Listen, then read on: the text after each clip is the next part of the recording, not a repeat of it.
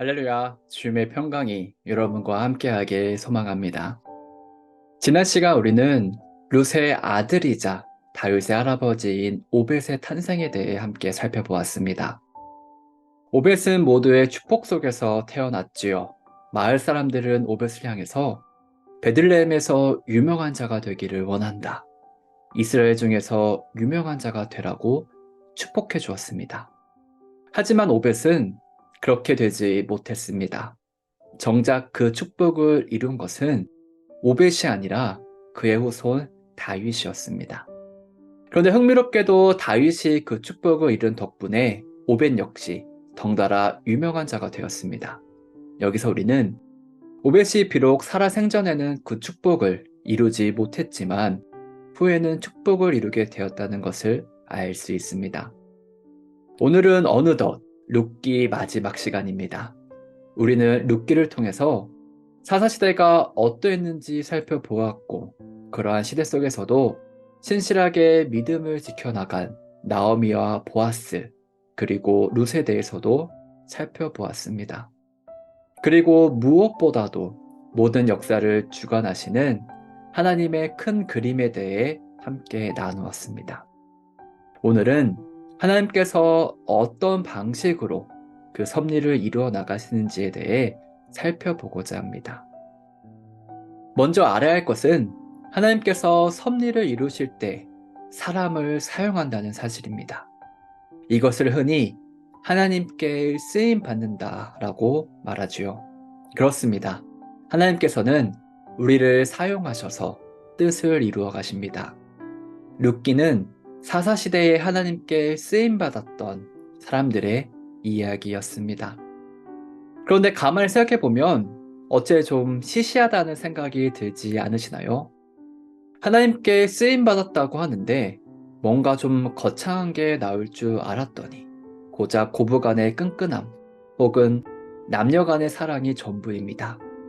아니 적어도 하나님께 쓰임받았다고 하려면 나오미 덕분에 이스라엘 백성들이 정신을 차리고 사사시대에 종지부를 찍었다고 하든지 아니면 룻 덕분에 모압 지방 사람들이 하나님을 믿게 되었다든지 보아스로 인해서 이스라엘의 구제 문화와 정책이 세워졌다고 하든지 이런 게 좀 나와줘야 할 것 아닐까요? 그러나 룻기에는 이런 이야기는 전혀 등장하지 않습니다. 하지만 이렇게 생각해보면 어떨까요? 비록 당대에는 큰 영향을 끼치지 못했지만 후대에 큰 영향을 끼치게 되었다면 때때로 어떤 사람의 업적은 당대보다는 후대에 더 큰 영향을 끼치고 인정받게 되는 경우가 있습니다.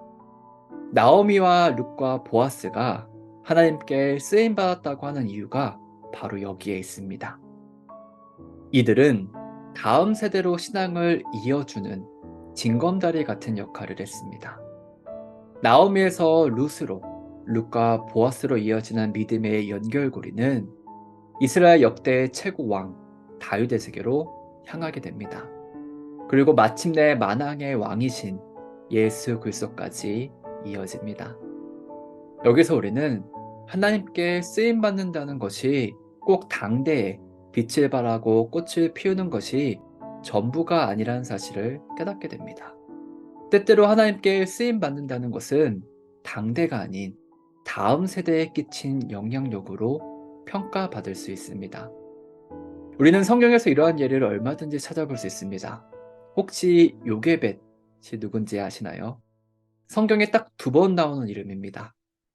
그렇다면 이집트에 10가지 재앙을 내리고 홍해를 가르고 이스라엘 백성들을 이집트에서 해방시키고 10계명을 받은 이스라엘 민족의 지도자가 누군지 아시나요? 그렇습니다. 모세입니다. 모세는 하나님께 크게 쓰임받은 인물이었지요. 그리고 요게벳은 바로 그 모세의 어머니입니다. 요게벳은 모세를 낳는데 쓰임받았습니다. 한나라는 이름은 많이 들어보셨을 것입니다. 사무엘 선지자의 어머니이지요. 사무엘은 이스라엘이 왕정시대로 넘어가는 전환기에 크게 쓰임받은 인물이었습니다. 이스라엘의 첫 번째 왕 사울도 사무엘이 기름 부어서 세웠고 2번째 왕 다윗 역시 사무엘로부터 기름 부음을 받았습니다. 요게벳이 모세를 낳는데 쓰임 받았다고 한다면 한나 역시 사무엘을 낳음으로써 쓰임 받았습니다. 이런 의미에서 요게벳과 한나는 하나님께 쓰임 받은 사람들이었습니다. 물론 요게벳이 홍해를 가른 것은 아닙니다. 요게벳이 이스라엘의 민족의 지도자가 된 것은 아니었습니다. 한나 역시 마찬가지였죠. 한나는 이스라엘의 정치 체제가 전환되는 데에 그 어떤 영향력도 행사하지 않았습니다. 그러나 요게벳과 한나는 그저 믿음의 사람들을 낳기만 한 것이 아닙니다. 그들 역시 하나님께 칭찬받고 인정받는 믿음의 사람들이었습니다. 히브리서 11장을 보면 믿음의 본을 보인 사람들에 대한 일화가 기록되어 있는데 거기에 요게벳이 포함되어 있습니다. 사랑하는 여러분, 물론 우리의 욕심은 이왕이면 눈에 띄는 방식으로 크게 쓰임받았으면 좋겠지만 그것은 우리에게 결정권이 있는 것이 아니라 하나님께서 결정하실 일입니다. 하나님께서 우리를 모세처럼 쓰시면 그렇게 될 것이고 요게벳처럼 쓰시면 또 그렇게 될 것입니다. 어디서 얼마나 쓰임받느냐보다 더 중요한 것은 하나님께 쓰임받는다는 사실 그 자체입니다. 하나님께 쓰임받는 것은 그 무엇보다도 영광스럽고 복된 일입니다. 하나님께서는 지극히 평범한 사람들을 지극히 일상적인 상황 속에서 들어쓰시길 원하십니다. 나오미가 한 일은 며느리에게 믿음의 본을 보이고 연애 코치를 해준 게 고작이었습니다. 룻은 시어머니를 위해 이삭을 주러 나선 게 전부였지요. 보아스는 기업을 책임질 자로서 그저 그 의무를 충실히 감당했을 뿐입니다. 우리를 언제, 어디서 어떻게, 얼마나 쓰실지는 하나님께 내어 맡기고 우리는 그저 쓰임받기를 기대하면 됩니다.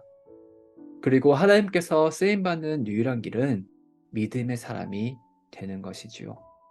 크고 작은 모든 일에서 나에게 주어진 모든 일을 믿음으로 감당할 때 그때 이미 우리는 하나님께 쓰임받고 있는 것입니다. 이것만큼 가슴 뛰는 일이 또 어디 있을까요? 바라기는 믿음으로 일상을 살아감으로써 하나님께 쓰임받는 여러분 되길 간절히 축복합니다.